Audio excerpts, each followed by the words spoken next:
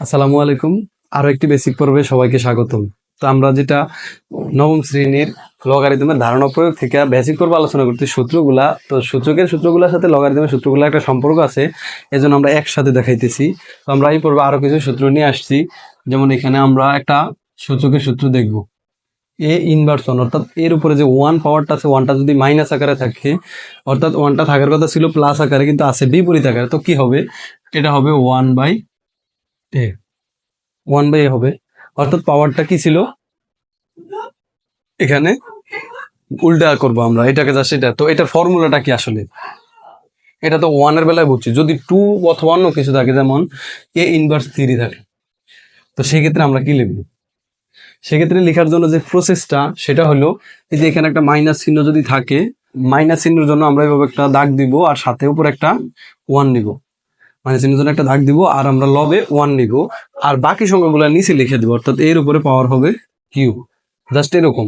এখন এখানে যদি অন্য কিছু থাকে, এর উপরে -5 থাকে, তাহলে 1/a⁵।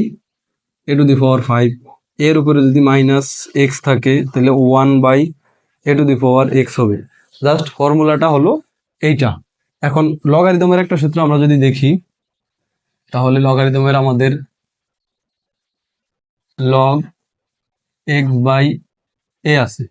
এখন আমাদের লগ a/ বেজে আছে x। এখন আমাদের অনেক সময় সমাধানের বেলায় দরকার হয় যে এটাকে আমরা বেজ বা ভিত্তিতে নিয়ে যাব, আর অথবা এক্সটাকে আমাদের উপরে লাগতেছে। মোটামুটি কথা, আমরা বেজ যখন সেম করব, তখন এটা কথার কথা যে ভেজে লাগতেছে বা উল্টা, এটা এখন আছে লগারিদমে ভেজে দরকার, আমরা কি করব?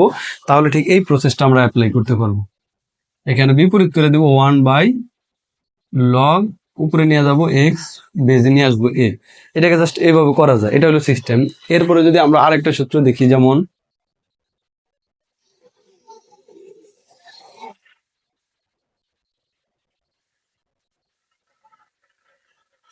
লগ, এখানে লগ বেজ আছে ওয়াই, লগারিদম আছে এক্স। তো এটাকে আবার কিভাবে লেখা যায়? এটাকে আরেকটা প্রসেসে লেখা যায়। আমরা যদি ভাগ আকারে লিখি, লগ এখানে লিখতে পারি এক্স, লগ এখানে লিখতে পারি ওয়াই। ঠিক এভাবে লেখা যায়। তখন আর বেজ থাকে না। তখন কি থাকে না? বেজ থাকে না, দুইটাই লগারিদমে চলে আসে। এটা ছিল আরেকটা সিস্টেম। এরপরে আমরা সূচকের যদি আরেকটা সূত্র দেখি, সূচকের, তো এগুলো তো সংখ্যার বেলা অ্যাপ্লাই দেখলাম। সূচকের বেলা রুটের মান হইল হাফ, রুট ওভারের মান হইলো হাফ, কারণ রুট ওভার মানে হইলো স্কোয়ারের বিপরীত। স্কোয়ারের বিপরীত, স্কোয়ার মানে 2। তো যদি রুট ওভারটাকে উল্টা করি, তাহলে 2 হবে। এটা মাথায় রাখবো। তো রুট ওভার থাকে না নর্মালি, রুট ওভারে এখানে কিছু সংখ্যা থাকে। কথার কথা, এখানে থাকলো 3, আর নিচে আমরা একটা সংখ্যা দ্বারা বুঝাই, তাহলে রুট তো আর সিঙ্গেলই থাকে না, কোনো না কোনো সংখ্যা থাকবে এর নিচে। যদি এখানে আছে এক্স, এর উপরে আছে কি? ঘনমূল আছে 3, মানে 2, মানে শুধু রুট থাকলে রুট, আর 3 থাকলে ঘনমূল বলি এটাকে, এরকম আছে। তো সেক্ষেত্রে আমরা কি করব? এক্স লিখবো। রুটের মান ছিল হাফ, তো এখানে তো উপরে 1 হবেই, আর নিচে 2 হইতো। কি হইতো? শুধু যদি রুট থাকতো, তাহলে এখানে 2 লিখতাম। কিন্তু এখানে যদি 3 থাকে, তাহলে এখানে হবে 3। এখানে যদি 5 থাকে, তাহলে এখানে হবে 5। এখানে যাই থাকবে না কেন, এখানে তাই হবে। তো আমি আশা করি যে খুব সহজেই বুঝতে পারছেন। এখন লগারিদমের আরেকটা সূত্র আমরা দেখি। সূচকের গুলাতে দেখলাম,